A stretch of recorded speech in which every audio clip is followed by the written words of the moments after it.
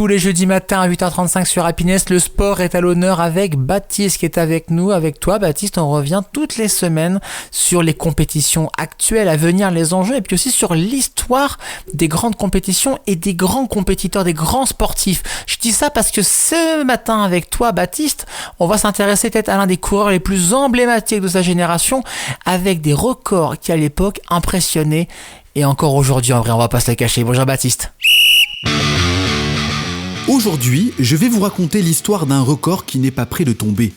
Nous sommes en 2009, à Berlin, dans le stade olympique, reconnaissable entre mille notamment grâce à sa piste bleue. À l'occasion des championnats du monde d'athlétisme, l'Olympiastadion Berlin, en VO, s'apprête en ce mois d'août à devenir le théâtre d'un des plus grands exploits du sport moderne. Si de grands champions sont présents lors de ces championnats du monde, c'est bien l'épreuve du sprint masculine qui attire toute l'attention. En effet, un an plus tôt, aux Jeux Olympiques de Pékin, un jeune Jamaïcain, inconnu encore un an plus tôt, avait pulvérisé le record sur 100 mètres. Tous les spécialistes s'accordent alors pour dire qu'il peut encore repousser les limites, et Usain Bolt, c'est son nom, pose ses valises à Berlin avec la ferme intention de leur donner raison et de devenir à jamais l'homme le plus rapide de l'histoire. Tout le monde connaît le nom de Usain Bolt. Il est devenu une star. Même ceux qui ne suivent pas l'athlétisme savent de qui on parle et connaissent sa tête. Pourtant, lors de cette finale à Berlin, il y a d'autres grandes superstars du sprint.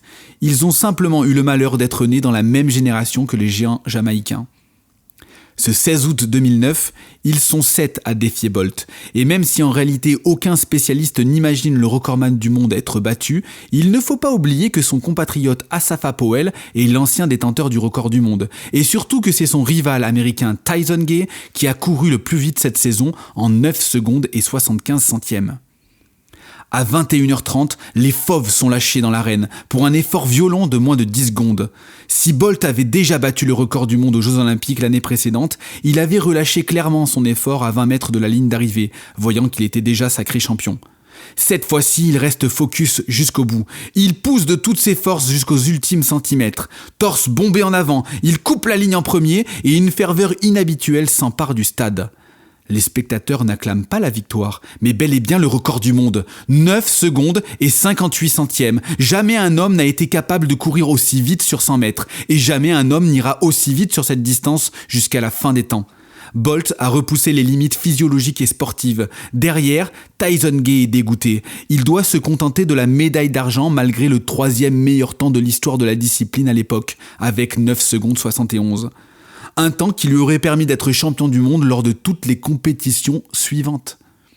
Le millésime Berlin 2009 ne s'arrête pas là pour la star du sprint, puisque quelques jours plus tard, Bolt gagne sur 200 mètres avec un record du monde et un chrono de 19 secondes 19. Et pour conclure cette razzia, l'équipe jamaïcaine profite de la disqualification des Américains pour humilier les autres nations sur le relais 4x100 mètres. L'exploit d'Usain Bolt se répétera sans les records. Toutefois, il gagnera systématiquement la médaille d'or sur les 3 épreuves auxquelles il participait à chaque championnat du monde et à chaque Jeux Olympiques. Bolt, c'est l'histoire d'une mégastar médiatique, économique et sportive. Il a repoussé les limites du possible en athlétisme et il est devenu l'égal d'un Michael Jordan, d'un Mohamed Ali, d'un Maradona, d'un Eddy Merckx, dans le panthéon des sportifs mémorables de l'histoire. Usain Bolt à l'honneur avec toi, Baptiste, ce matin. Merci beaucoup pour cette chronique à retrouver en podcast sur happinessradio.fr et toutes vos plateformes de streaming. Et demain, on te retrouve pour une nouvelle chronique hors jeu. De quoi vas-tu nous parler ? Allez, suspense, rendez-vous demain 7h35. Et nous, on continue à vous réveiller, bien sûr, et à vous dire ce qui se passe au plus près de chez vous. Amélie sera là dans Quoi de neuf, l'agenda culturel. C'est juste après ça, votre playlist Happiness qui reprend tout de suite.